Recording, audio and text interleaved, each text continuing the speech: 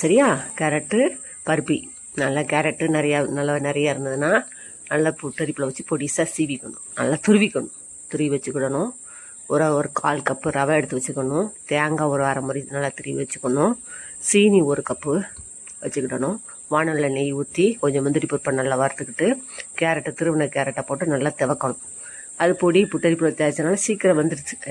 எனக்கு ரொம்ப பிடிச்சிருந்தது, சீக்கிரம் வந்துடுச்சு. அந்த அன்னைக்கு நல்லா திவங்கின பிறகு தேங்காய் இருக்கு இல்லையா, ரவையை போடணும். அந்த 1/4 கப்பு ரவை, அதை அந்த பருப்பி பெயிண்டிங்காண்டி ரவையை போட்டு நல்லா அது கொஞ்சம் நல்லா வதங்கணும். அது கொஞ்சம் நல்லா வதங்கின பிறகு தேங்காய் போட்டு நல்லா வதக்கணும். தேங்காய் வதக்கி கொஞ்சம் ஒரு 4 ஸ்பூன் பால், கெட்டிப்பால், அதையும் தூக்கி ஊற்றணும். அது ஊற்றினா தான் நல்லா வேகிறதுக்கு கொஞ்சம் நல்லாயிருக்கும். ஏன்னா நம்ம நெய்யிலே வதக்கினாலுமே எப்படி வதக்கினாலுமே நரிச்சின்னு இருக்கும். இதுனா பால் கொஞ்சம் ஊற்றினோம்னா கொஞ்சம் நல்ல பசையாக வேகும். கொஞ்சம் கை விடாமல் கிண்டிக்கிட்டு நல்லா கிண்டி விடணும். கிண்டி விட்டு நல்லா வேகட்டும். காணாதுக்கு நெய் வேணாலும் நெய் கொஞ்சம் ஊற்றிக்கலாம். சரியா?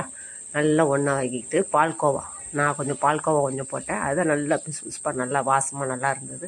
கொஞ்சம் பால்கோவா கொஞ்சம் போட்டு அதையும் போட்டு கொஞ்சம் கிண்டணும். கிண்டி சீனி இருக்கு இல்லையா, 1 கப்பு சீனி வேணும். ஏன்னா 1/4 கப்பு ரவைனாலும் 1 கப்பு சீனி வேணும். கேரட் இனிப்பாக இருந்தாலுமே நம்மளுக்கு கொஞ்சம் அதிகமாக தான் இருக்கும்.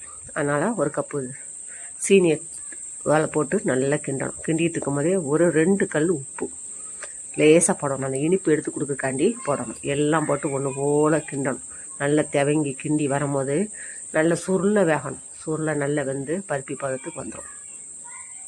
லேசாக நெய் கக்குறாப்புல நல்லா பருப்பி பதத்துக்கு வந்த பிறகு நல்லா வானல்லேருந்து இறக்கிற வேண்டிதான். அடுப்புலேருந்து இறக்கி வச்சு நல்லா ஒரு பிளேட்டில் வச்சு தட்டி அச்சு எடுத்துக்கோங்க. இப்படி உருட்டனாலும் உருட்டிக்கோங்க.